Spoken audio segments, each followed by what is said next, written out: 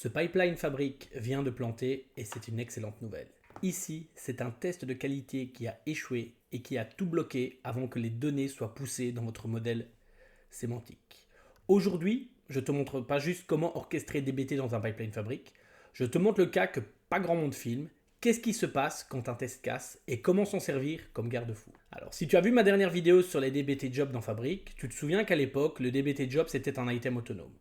Tu pouvais le créer, le lancer, le scheduler, il vivait sa vie dans son coin. Ce qui a changé depuis, et ce qui est toujours en preview, c'est que désormais, les DBT jobs peuvent directement être intégrés dans les pipelines Fabric. Ici, ton item DBT arrête d'être un objet isolé. Tu peux l'intégrer dans un pipeline avec d'autres activités, définir des conditions de dépendance, déclencher des notifications, tout dans un seul canevas. Et le mot-clé là-dedans, c'est conditions. Parce que si tu enchaînes cette activité avec des conditions, là, tu peux dire par exemple, si ce test échoue, n'exécute pas l'activité suivante.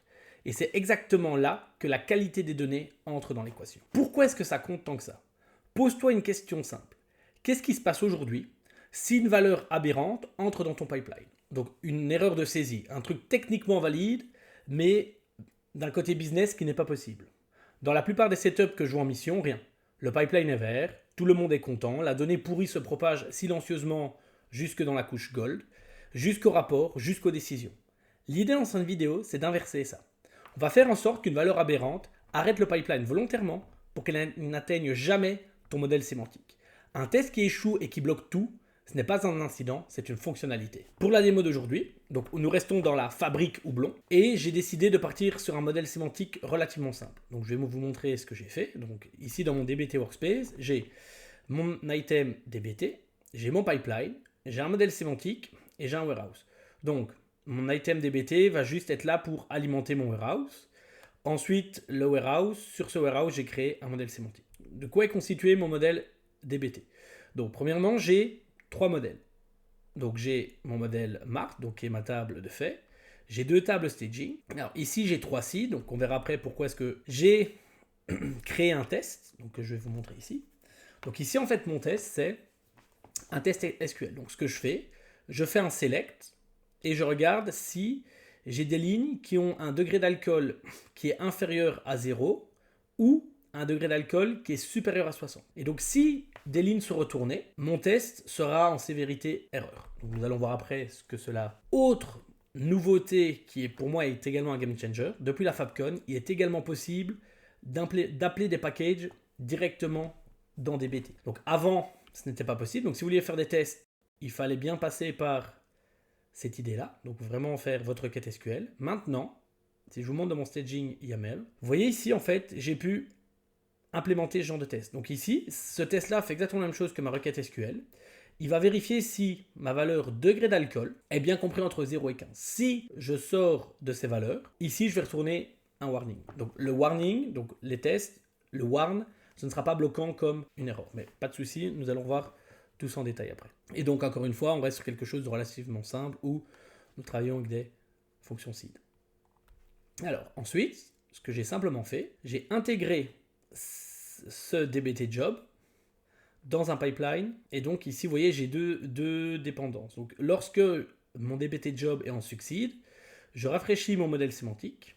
Lorsque mon DBT job failed, j'envoie une notification Teams. Donc ici, donc ça c'est un ancien test que j'ai effectué. Si maintenant je viens exécuter le test, celui-ci va fonctionner. Donc je clique sur Run. Donc je vais laisser s'exécuter, donc je vous reprends d'ici quelques minutes. Donc voilà, la première exécution sur mes données saines s'est bien déroulée. Donc ici, ce qu'on voit, c'est que mon activité DBT, c'est bien en succès. Et donc, elle a bien rafraîchi mon modèle sémantique. Alors, si maintenant, je vais voir dans DBT ce qui s'est passé, je l'ouvre. Voilà, donc là, ici, ce que nous voyons, donc le job a mis 3 minutes pour s'exécuter. Et on voit ici que tout a bien été passé. Donc, ce qui s'est passé, c'est d'abord DBT a constitué mes 3 seeds pour créer les modèles. Les 2 tests ont été effectués. Ici, j'ai également des tests que nous verrons plus tard, mais ce sont des tests liés à ma base de données. Donc, c'est juste mis que les valeurs ne devaient pas être nulles et qu'on devait avoir des clés uniques. Et donc, une fois que tous les tests ont été effectués, ma table de fait a été constituée. Et voilà. Donc, simplement ce qui se passe lorsque j'exécute mon job dans DBT. Donc maintenant, je vais retourner dans DBT pour éditer mon job. Et vous voyez, ici, en fait, je vais pointer sur cette seed-ci. Alors, pourquoi? Si vous regardez ici, donc, anciennement, cette valeur était de 8.7. Donc là, ici, on a fait une faute de frappe, on a mis 87. Donc là, vous en doutez, 8.7 degrés, c'est parfaitement normal pour une triple. Donc là, vous voyez, 87 degrés pour une bière, c'est pour ainsi dire impossible. Bah, c'est impossible. Maintenant, ce que je vais juste faire, ici, donc au lieu d'utiliser bière, je vais dire d'utiliser bière, je sauvegarde. Et alors, je tenais également à vous montrer, parce que vous avez vu qu'il y avait plusieurs tests. Ici, vous voyez, j'ai des tests, par exemple, pour ma table staging vente. J'ai des tests que l'ID bière ne peut pas être nul. J'ai des tests ici que l'ID vente doit être unique. Donc ça, ce sont des tests supplémentaires. Mais pas de souci, nous allons voir tout ça après dans les slides. Donc maintenant, ce que je fais, donc j'ai sauvegardé, je retourne dans mon pipeline et j'exécute. Donc voilà, ce coup-ci, donc mon pipeline a échoué, donc mon DBT job n'a pas fonctionné, donc ce qui a eu pour effet de m'envoyer une notification Teams. Donc si maintenant je vais voir dans Teams, vous voyez bien ici, j'ai un message d'erreur qui apparaît, pipeline failure. Alors, ce que je voulais également vous montrer, c'est afin d'effectuer les tests DBT, il y a juste un petit setting à mettre, puisque par défaut de mémoire, il n'est pas sur ça. Dans vos advanced settings, ici, il faut bien mettre sur build.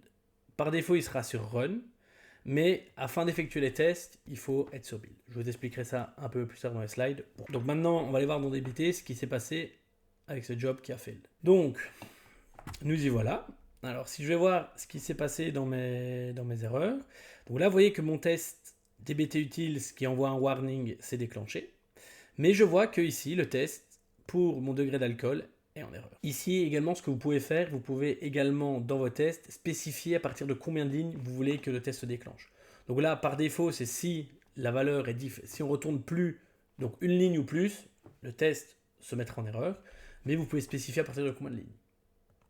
Et donc ici, comme mon test a échoué, vous voyez que ma table de faits ne s'est pas mise à jour. Et donc grâce à ceci, mon modèle sémantique n'a pas été update avec des données pourries. Donc voilà comment, en quelques clics, vous pouvez implémenter un monitoring de la qualité de vos données directement dans Fabric. Et c'est là tout l'intérêt.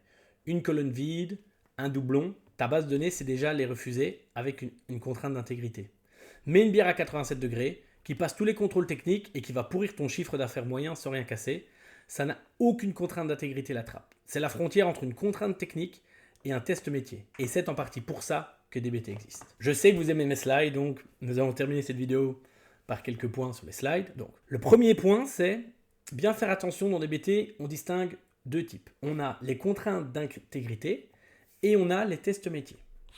Donc les contraintes d'intégrité, comme je vous ai montré, ce sont des contraintes techniques. Donc, par exemple, note nulle, unique, clé primaire, clé étrangère. Les tests métiers, par contre, c'est les degrés. Donc par exemple, dans notre cas, on veut que le degré d'alcool soit entre 0 et 15. Ça peut être des règles de gestion, ça peut être des plages de valeurs plausibles. Donc ici, les tests métiers, c'est réellement des use cases. C'est ça qui va vous permettre d'empêcher d'obtenir des données de mauvaise qualité dans votre modèle sémantique. Donc une bière à 87 degrés passe tous les checks techniques, seul un test métier l'attrape. Pour écrire les tests, il existe trois grandes façons. Premièrement, on a, comme je vous l'ai montré, le test singulier. Donc le test singulier, c'est le petit test que j'ai fait avec une ligne SQL. Donc SQL qui renvoie les lignes fautives. Donc là, ici, il n'y a pas de dépendance. Alors, personnellement, en preview, je vous recommande cette approche. Il y a également la deuxième approche que je vous ai montrée, c'est d'importer des librairies, donc via DBT utils. Donc là, c'est le plus simple. Mais le souci, c'est que pour pouvoir installer cette librairie, j'ai dû bidouiller un petit peu, j'ai dû jouer plusieurs fois avec DBT dans Fabric. J'avais des messages d'erreur qui ne voulaient rien dire, et au bout de 2-3 fois, il me l'a pris. Donc personnellement, si vous ne voulez pas faire des tests trop compliqués, vous pouvez essayer de rester sur du singulier. Et enfin, comme je vous ai montré, les tests génériques, donc sont les tests qu'on définit directement dans YAML, note nulle, unique. Alors, accepted value. Donc, accepted value, ici, c'est par exemple, imaginons que vous avez une liste de pays. Vous voulez uniquement accepter les valeurs pour ces pays-ci. Vous pouvez les hardcoder. Et donc là, DBT sera en mesure de dire, ah oui, non, là, on a une erreur. Ce pays n'est pas dans la liste, donc je retourne une erreur. La sévérité d'un test, ça se règle dans le code, pas dans un bouton fabrique. Et c'est elle qui va déterminer si le pipeline failed ou non. Donc, lorsque DBT rencontre une erreur, le build sera arrêté. Et donc, ça bloque tout. Donc, toutes les étapes suivantes, aussi bien dans DBT que dans le pipeline, seront en erreur. Donc, en fait, ici, DBT va ressortir un exit code 1. Donc, comme Fabric voit l'exit code 1, il se dit, OK, c'est bon, j'arrête le pipeline, je vais dans la dépendance erreur. Le warning, là, c'est juste pour te prévenir. Ça ne bloque rien. C'est par exemple pour avoir, comme j'ai fait avec les bières, si vous voulez, vous pouvez mettre un test warning au-delà de 20 degrés. Parce que des bières au-delà de 20 degrés existent, mais c'est plutôt rare. Donc vous pouvez toujours mettre un warning pour dire attention, regarde toujours les données. Donc le bon réflexe, erreur sur les règles critiques, warning sur le reste. Ici, ce qu'il faut vraiment retenir, c'est DBT build. Donc ici, ça a vraiment de la commande clé. En fait, il existe d'autres commandes. Pourquoi est-ce que les autres ne fonctionneront pas dans ce cas-ci? Donc DBD run va uniquement exécuter le modèle, donc pas les tests. Si une valeur est pourrie, le modèle sémantique sera quand même construit. DBT test va exécuter les tests sur les données qui existent déjà. Donc si les modèles n'ont pas été reloadés avant, donc on teste avec des données qui ne sont pas à jour. Et enfin, DBD build, donc là ce qui va se passer, on va régénérer les seeds, on va construire les modèles et on va effectuer les tests. Et donc là on va vraiment effectuer ça dans l'ordre du DAG. Donc le DAG, c'est d'abord on va créer les tables qui n'ont pas de dépendance ou les seeds, et puis on va créer tous les dépendants dans l'ordre. Et donc ici, si le test est failed, eh ben, toutes les étapes d'après se mettront en erreur. Ici, juste petit récap de la chaîne complète. Donc le test DBT failed, donc ce qui va avoir pour effet de mettre en erreur l'activité DBT job. Donc le dépendance on success sera skip et on ira dans le on failure. Et donc le on failure, on envoie une notification Teams ou un email. Alors donc mon verdict, adopte-le pour standardiser, orchestrer, donc des tests sur la qualité. Sur une prod critique, il faut vraiment garder un œil que c'est toujours on preview. Des conseils est toujours d'utiliser des features on preview sur une prod critique. On se souvient bien des datamarks. Un rappel rapide, donc toujours utiliser DBT build plus les sévérités sur error pour que les tests fassent réellement fail le pipeline. Donc si vous mettez sur warn, vous faites un DBT run, ça ne changera rien. Donc testez-le, mais gardez la tête. Voilà, c'est tout pour la vidéo d'aujourd'hui. Si cette vidéo vous a été utile, vous l'avez trouvée intéressante, n'hésitez pas à la partager, à la liker, à mettre un commentaire. Encore une fois, si vous avez la moindre demande, le moindre souhait que je traite un sujet, un petit commentaire ou même un petit message. Suivez-moi sur LinkedIn. Donc je vous souhaite une excellente soirée et à bientôt. Salut!